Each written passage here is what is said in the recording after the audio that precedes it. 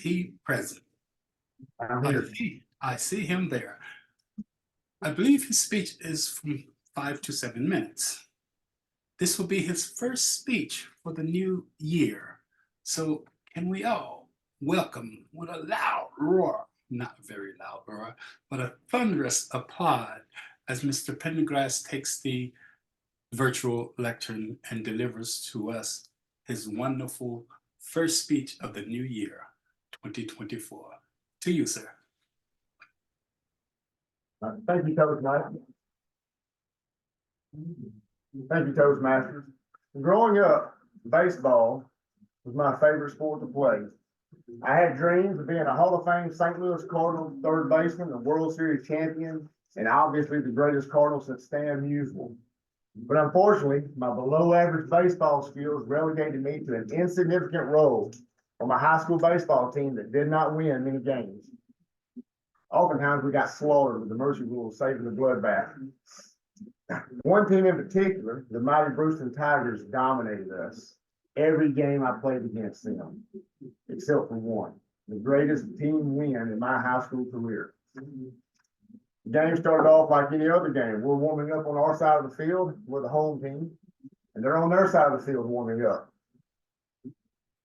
We had the normal mindset. We hope we beat them today. Maybe today's our day. They had the mindset, another easy win. But today I'm going to explain to you the importance of a winning mindset in any challenge you face, whether it's a baseball game, academics, or on the job. The mindset dictates your performance. So we're warming up. We see them across the field. We know we're in trouble. A casual fan with a cursory attitude knows we're in trouble. They come up to the plate. They start the game. They're batting. We pitch. They get a few hits. We leave them only scoring one run and standing the bases loaded. Normally at this time, they've done scored 10 runs plus. I've seen them bat 4 times in the same inning through their lineup, more than one game. They beat us 20-2, 30-8. They dominate. But this time, we held them to 2 runs, uncharted territory. Bottom of the first, we come in the bat. We score 2 runs, so we're winning 2-1. Again, this is uncharted territory for us. We're playing the mighty Brewston Tigers, and we're winning.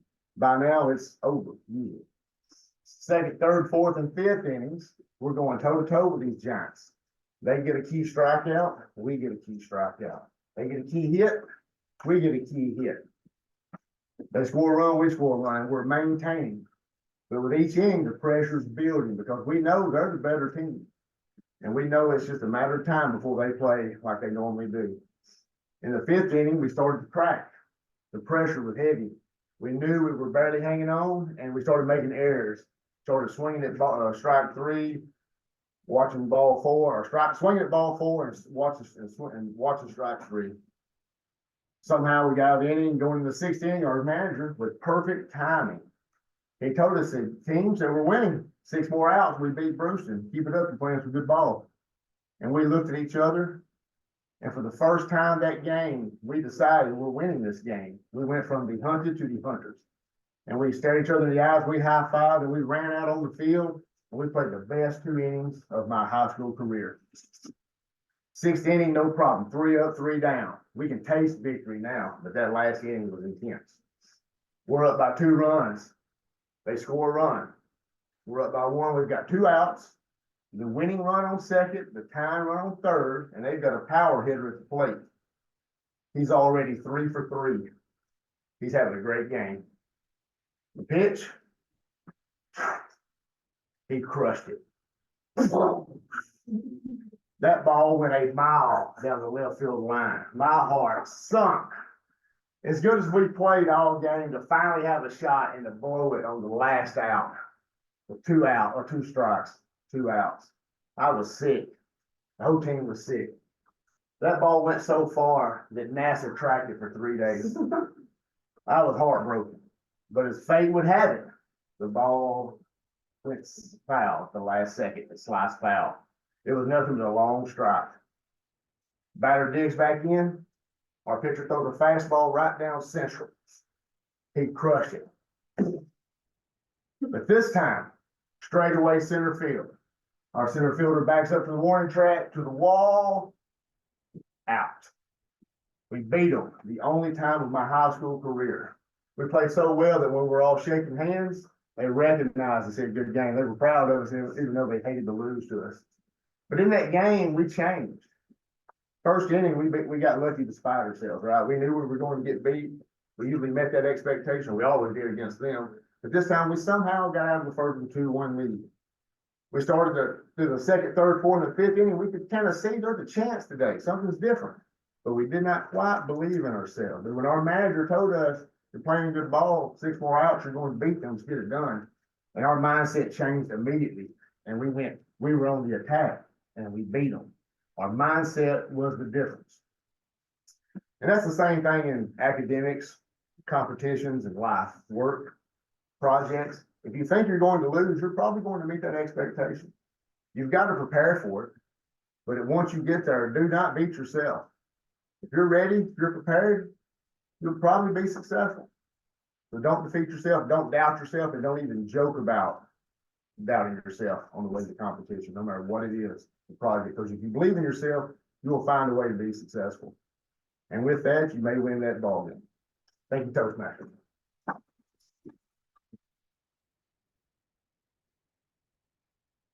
Thank you for the excellent speech, Mr. Pendergrass. I would now like to bring up Miss Anna Zhang for Peter Sheet. Xavier, Mr. Toastmaster, we don't have a general Yes. evaluator yet. I got, yeah. Who's the general evaluator? It was just supposed to be Jonathan, but I'll pick up the role from. Can anybody be a general evaluator? Oh, no. Xavier said he has it. He said he'll take it. Okay. Right.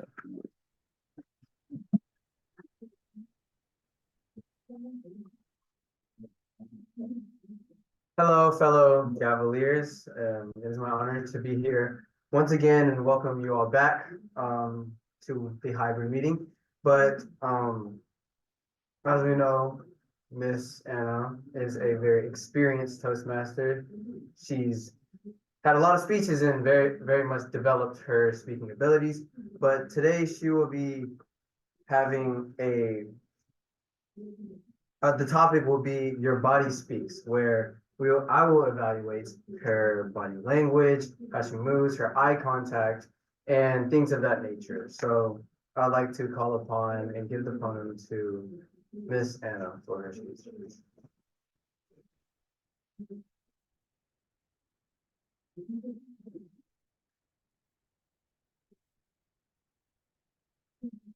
Hey, everyone, picture this.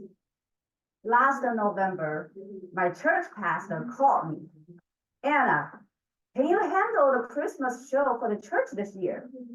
I said, well, Pastor, it is a big deal. That's a big thing. I'm not sure I can handle it, but I will give it my best shot. The pastor is all happy, decided. I hang up. While I try to be modest, I said to myself, well, inside I said, are you kidding me? Nobody in the church can do this but me. I've already pictured this to be the next best Broadway musical. We're gonna have singing, we're gonna have dancing, we're gonna have acting, we're gonna have costume. It's gonna be epic. I take out my to-do list, write it all down. I've got this. That night, I came home, started to write the play. A couple of hours later, it's done. Next morning, I woke up at 5 a.m., started translating the play. Because, you know, we're Chinese church. So we have to have a play in both Chinese and English. But this translating thing turned out to be way trickier than I thought. Chinese words for English words for Chinese phrases? Mission impossible. But I'll deal with that later. I move on. First, we have to schedule our first practice for scene 1. I text my crew member, you are the chosen one. Practice tonight. The whole day, my cell phone started blowing up. Crew member cannot make it that night. I text him back, reschedule. At the same time, my work in my office, totally ineffective. But we finally got the date right. We got it Friday night that week. I was relieved. Now next is the choir practice and dance practice. Totally different ballgame. We couldn't even settle on a date. At the end of the week, we only get one practice done. And we have 7 scenes, 5 songs, 4 dances to tackle. I panicked. That Sunday, I headed to church looking like a bronchi cat. My friend asked, Anna, are you okay? You look stressed out. Honestly, I wasn't thrilled when I heard that. But after I calmed down, I prayed. I said, Lord, dear Heavenly Father, please help me. Please give me the wisdom to do this right. That night, I stumbled upon a YouTube video from Patrick that David. He said, the smart people always think nobody can do a better job than they do, so they control things. But a millionaire learned to delegate and leverage. Wake up call. It's time to share my workload. I take out my to-do list, translating, Eric has to do this. Choir practice, Sophia lead the way. Acting, dancing, that's on me, but I need somebody to help me with scheduling. So I called Pastor. The pastor suggested Google Docs. Genius. Why didn't I think about that? The next morning, I woke up 7 a.m., felt great about having Eric, Sophia, and a pastor on board. And at noon, I called them to get an update and to make sure the practice are top notch. The last week, I enlisted the help from other church folks. The show night, I was surprisingly relaxed. All the crew members, they're pumped. And the show was a smashing success. The confetti rained down and everybody cheered. On the way I driving home, I feel my heart was full. But not because of the good show. Well, probably a little bit, but mostly because I learned a valuable lesson. You see, I have always been I'm a doer. I handle things solo. But in order to handle bigger things, I need to share my workload with other smart people. So a gentle reminder for all you smart people here today. If you want your life to be bigger, broader, and easier, share your work. Cheers.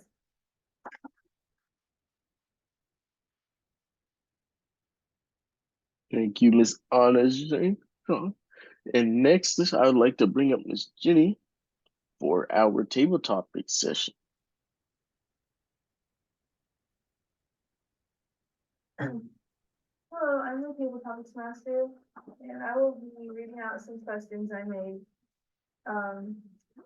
Table topic speeches are 1 to 2 minutes long, and they will be impromptu, so the speaker will not know who they are before I call them.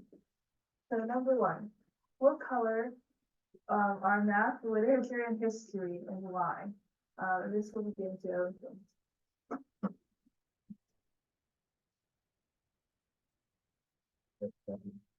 Math, literature, and history. Based on my own folders and how I organize things, math would be blue, history would be green, and so literature would be red. And there's not really a very discrete reason why I would put it this way, but when I was choosing my folders at the start of the school year, I would definitely say that math is blue because blue, it kind of means sadness and math makes me sad. So it makes a lot of sense. And red, it's kind of like the color of pain, right? Like blood. So like literature, red, it really connects. So that would make sense. And for history, well, all I did was give a cursory glance to my collection of folders and choose a random color. So there's not a really good reason why history would be green. But yeah, I would say that history is green, math is blue, and literature is red. Thank you. Very good speech, Owen. The next one is, you acquire a 5-pound package of bacon that looks exactly like bacon, but it has the texture and taste of a different food. What food would that be and how much would you sell it for? I'll call him Eric.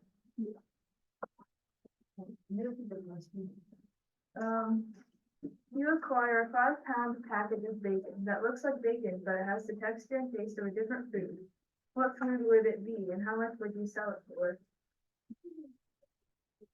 That's a very interesting question.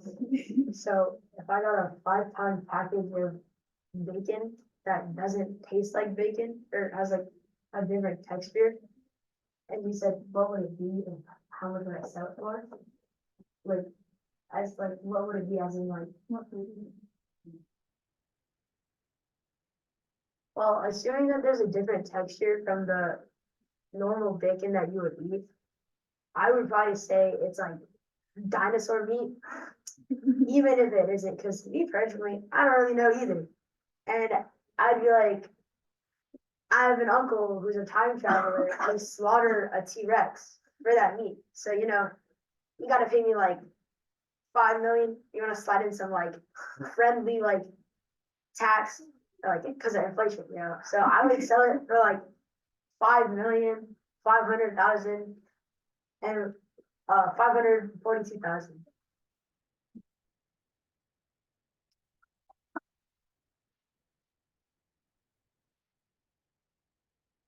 Um, um, which number sounds friendlier, 42 or 68? I'll call on Quinn. 42 or 63? Yeah.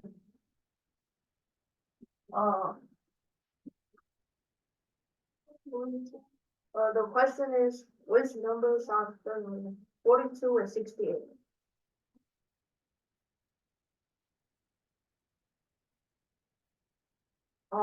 I would say 42 because it just sounds friendlier.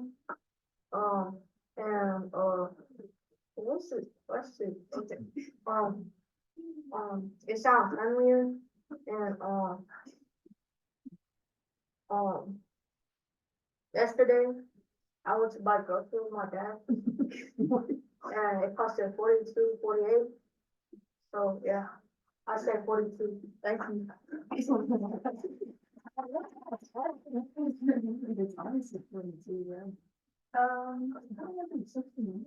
If you could have any animal accessory like wings or tail, what would you pick? Call on Diana.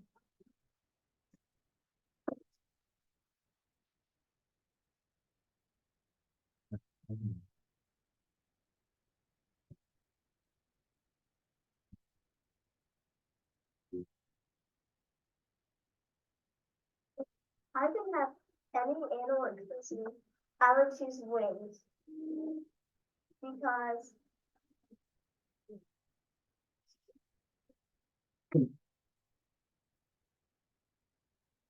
I don't have to. Well, I'm not gonna just fly wherever I need.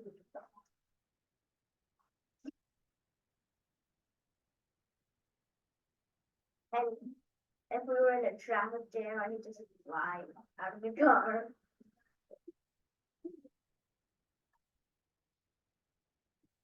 And I could maybe fly to my friend's house at home. This is why, if I could choose any animal accessory, I would choose wings.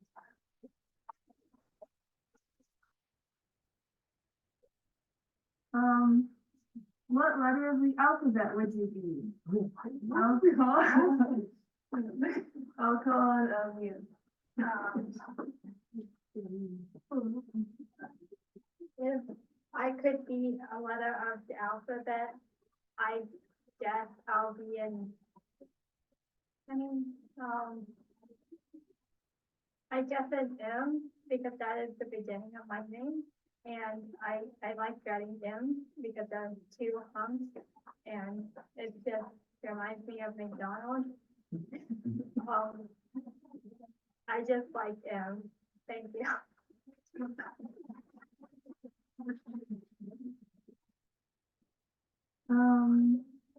Which inanimate objects in your house would be best friends? I'll call them Tim's. Was the question which inanimate object would be my best friend? Oh, like which two inanimate objects in your house would be best friends?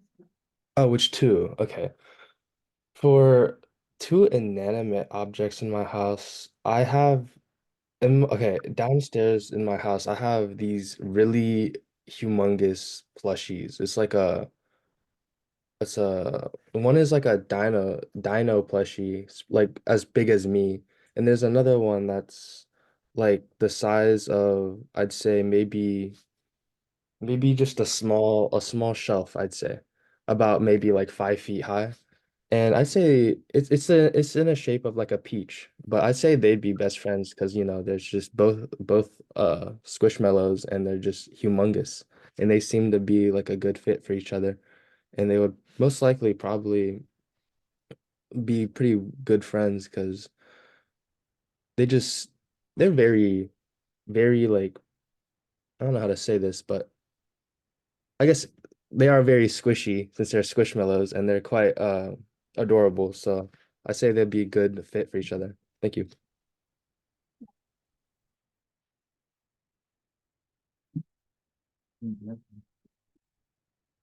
If you could go into any fictional world, where would you go and why? I'll give it to Raza.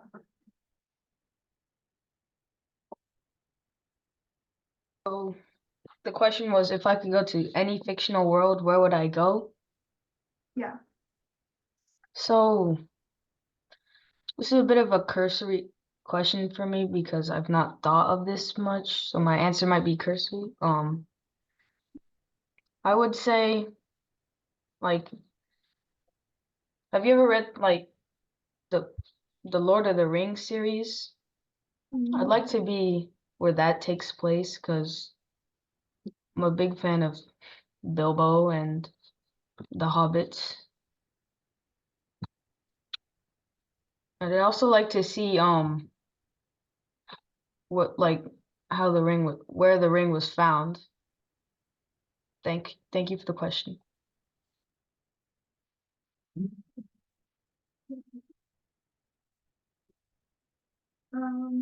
Would you rather eat a Honeycrisp or a Jell apple? I'll go for a different one. Would you rather instantly learn the talent of moonwalking or juggling? I'll give that to Joseph. I'm sorry, can you repeat the question again? Sorry, I'm closer to the microphone. Would you rather instantly learn the talent of moonwalking or juggling? Moonwalking or juggling? Yeah. Okay, gotcha. Okay, I just said it. I would probably choose moonwalking because one, I do love to dance. Not always, but my mom forces me to dance. And I've been trying to learn dance more recently. I've been doing a bunch of like these TikTok dances from China and whatever, but it's really fun. And moonwalking would be a great addition to my dancing skills inventory. I've always wanted to learn how to moonwalk. I saw it for the first time as a kid when I was young. I watched the Michael Jackson YouTube video. I was like, whoa, that is just Oh my gosh, I want to learn how to do that. I've tried it many times before, but to no avail. It does not look like a moonwalk at all. It's very, very crooked. My feet are just like, no, it's not good. So I would definitely want to learn how to moonwalk. I will have to watch some more YouTube videos or find a friend. I have a friend who actually can do moonwalking, so I have to go ask him to teach me a lesson, but I would choose moonwalking. Thank you.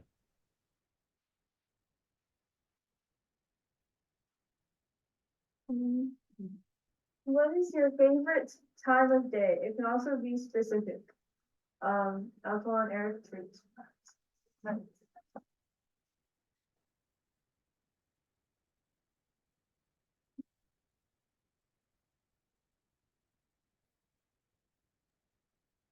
Eric?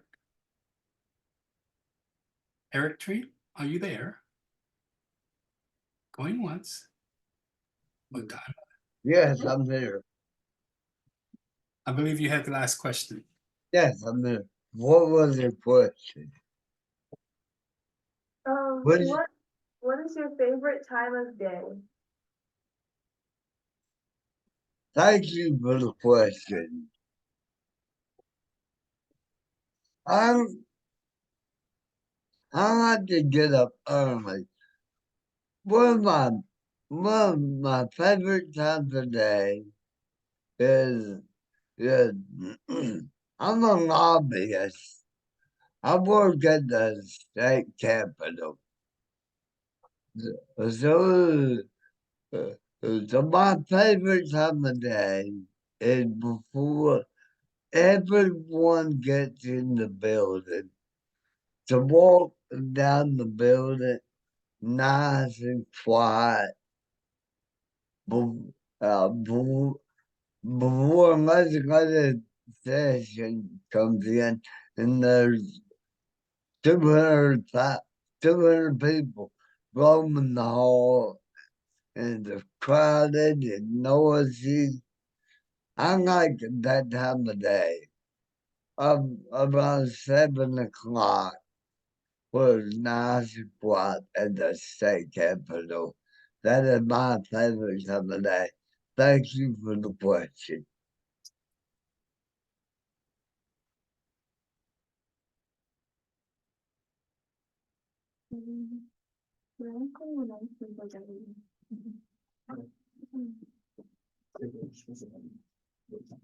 Would you rather befriend boron, fluoride, or beryllium?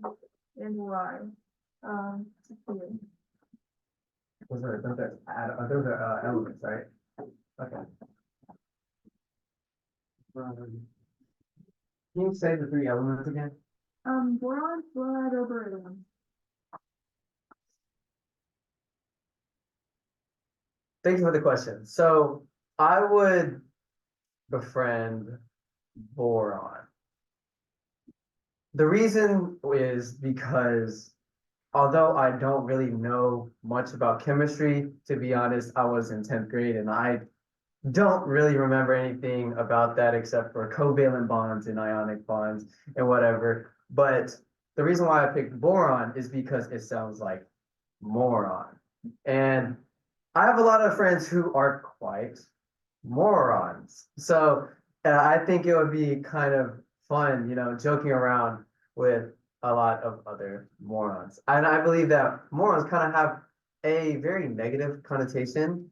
But if you look up the definition, it's actually just someone who deviates from the normal path of person. And I think that that's actually something that's a gift rather than something to be excluded for. And I think that's a very cursory thing to do, to just exclude someone for being unlike the normal crowd. So that's why I would befriend boron. And P.S. I totally just made up that definition. I don't know what moron actually means. Thank you for the question.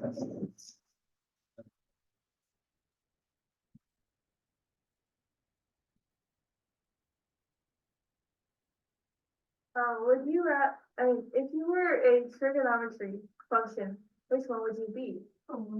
The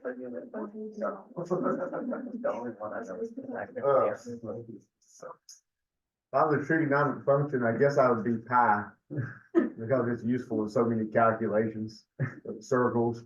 I use it at work. But it's been so long since I've had trigonometry, I don't really have many options right now. I should have been paid more attention and reviewed trigonometry over the last 20 years instead of having a cursory attitude towards it. Because I would be able to answer this question much better. But like I said, I would be pi, and I just go on forever.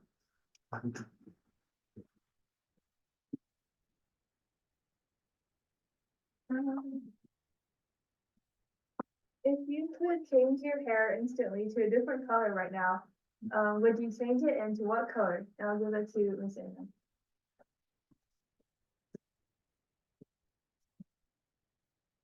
If I could change my hair to a different color, I would be black. I had black hair, but at this age, I have more gray than black. So my hair looks soft with pepper. A lot of gray and just a little black. But I think the black hair really looks so youthful, looks so young. So I would like to change it to black, just like every one of you guys, except you. I love the black hair. If I have to choose a different color, probably I can choose something like this. But black is my favorite hair color. With the black hair, I can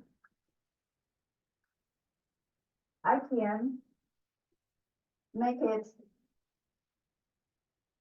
very cool appearance. For example, I can pretend I am a rock star because the rock stars all have black hair. Maybe they don't have a natural black hair, but they all dyed it somehow to the black. And yeah, I can naturally turn myself into a rock star. Or I can to be somebody from whoever knows Mars. Maybe some people, maybe animals or creatures from Mars, they have black hair. Anyways, could be. So black hair is my favorite hair color. Thank you. I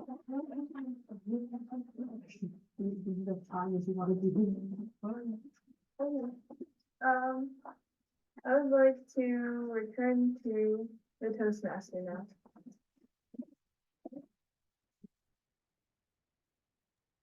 Thank you for that. Sorry. Had to grab my charger. All right. We are moving into the next portion of the meeting now. Get ready for the general evaluation.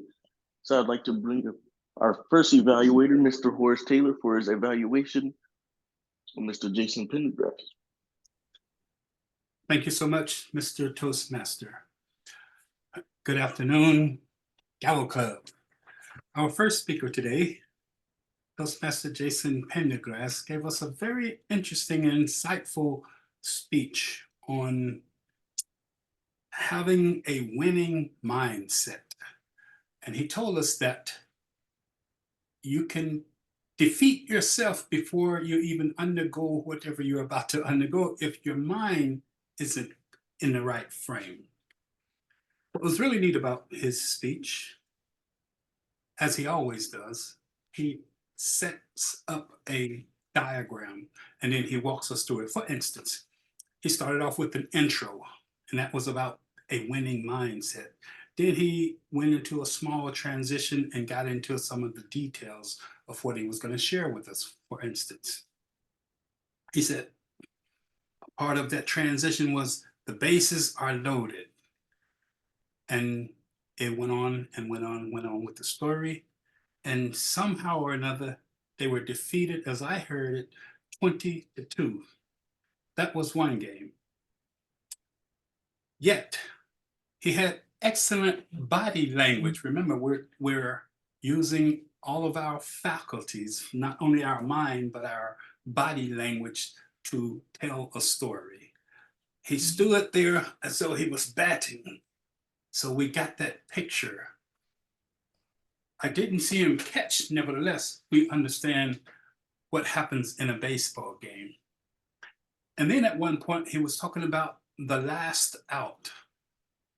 Again, it's all in the mental mind frame that we have when we engage in an activity, whether it's baseball playing, basketball playing, you name it. It's about your state of mind. Then he left us with what I would call the takeaway or the call to action.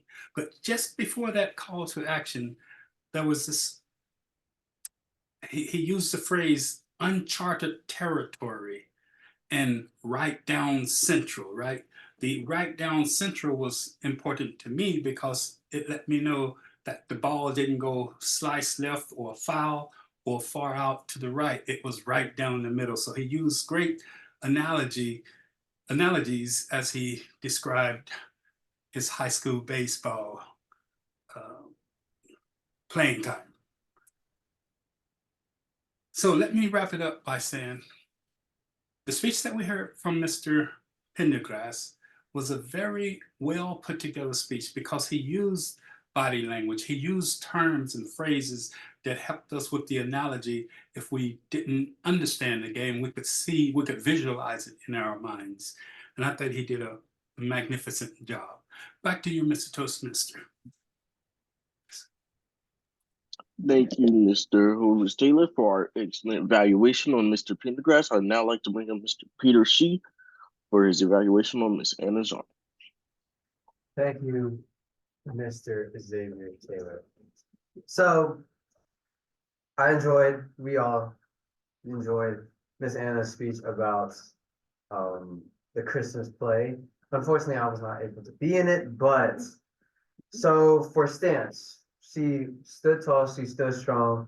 I believe that she had a really good stance and that there wasn't really much for me to pick at right there. However, when it comes to movement, the only thing that I could say that you could have done better is that you stayed in just one spot. Although you were moving a lot, you were hand gesturing and things of that nature, you just stood in one place, which I think something that could elevate your speech is finding the perfect moment for, getting up and moving. One of my favorite examples is, I don't know if you know the speech, it's a Toastmaster speech that won an international award, was this thing called Fortune Cookie. And in that speech, he had a bunch of flags right behind him, and he was demonstrating how he moved from America to China. So he started at America, and he said, as you see on this stage, China's very far away. So that drew a very big laugh out of the crowd. So I think something like that would really elevate your speech, kind of give more dimension to your speech. Other thing is gestures. I kind of already touched on. I believe that your gestures are spot on. The telephone hands, the one like this, talking about when you did the acting, when you talked about the to-do list, you got out your book and acted like it was an actual to-do list. I believe your gestures were on point. But the facial expressions, I believe, was also pretty good. I thought that there wasn't much to improve there. And for eye contact, I really like the eye contact because you continuously looked around the room in order to make eye contact with everyone on the TV right next to you, and even sometimes behind you, just to ensure that they weren't left out. So overall, I believe that it was a great speech, but maybe work on the movement. And then that's it. Thank you, Ms. Anna, for the great speech. Excellent evaluation. Next, I'd like to bring up our timer, Mr. Horace, for the timer's report, followed by our grammarian, Joseph, for the grammarian's report. Okay, thank you so much. The timer's report, I will try to go in reverse. Mr. Peter, evaluation was 2 minutes 30 seconds. Perfect. I spoke for 2 minutes 13 seconds. And then from the table topics, again, I'll go in reverse order. Anna spoke for 1 minute 48 seconds on black hair, silver hair, or salt hair. Mr. Jason spoke for 31 seconds, being that he's pi as a trig function. Then, boron or moron, I didn't get the name, but 1 minute 26 seconds. Eric Treat spoke for 1 minute 12 seconds. Joseph spoke for 1 minute 18 seconds.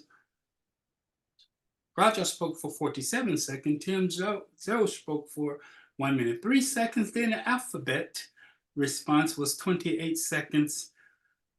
Miss Deanna spoke for 45 seconds. And then the first three speakers in the order of 1, 2, 3, because I couldn't hear the name clearly, was 57 seconds, 1 minute, and the person who had the question 42 or 68 spoke for 43 seconds. Thank you, and back to you, Mr. General Evaluator.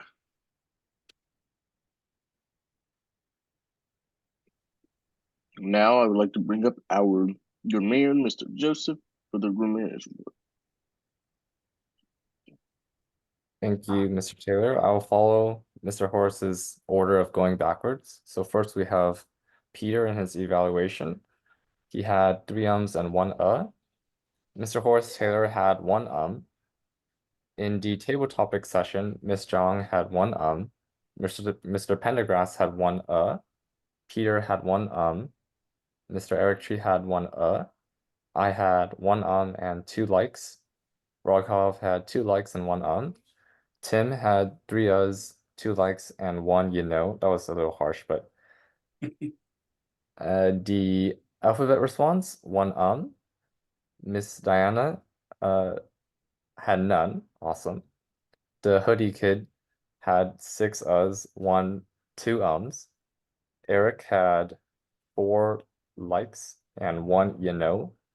Owen had 1 you know. Miss Zhang and lastly, Miss Zhang and Mr. Pendergrass in their speeches both had no improper use, which is awesome. And I really loved the body movements from both of you guys, and it made it really engaging to listen to you guys.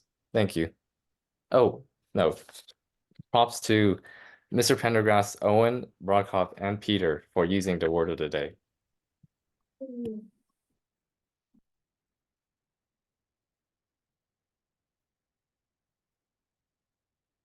All right. With that, I will start my general evaluation. I didn't exactly see the time when we started, but I believe we started on time today. And for all the missing, or for the few missing roles we had, we got them filled in pretty quickly. We didn't waste too much time there. All of our time sessions of the meeting were on time. We started them either early or on time and finished them early or on time. So we were on time for the most part of the meeting. Our evaluations were great. Our speeches were also great. So I thank you all. And overall, the meeting, we had good audio from everybody. We could hear you pretty clearly. So it was excellent. So thank you all. Overall, I rate the meeting good 9 out of 10. It's good. Now I'd like to go to our next session or part of the meeting, or role selections.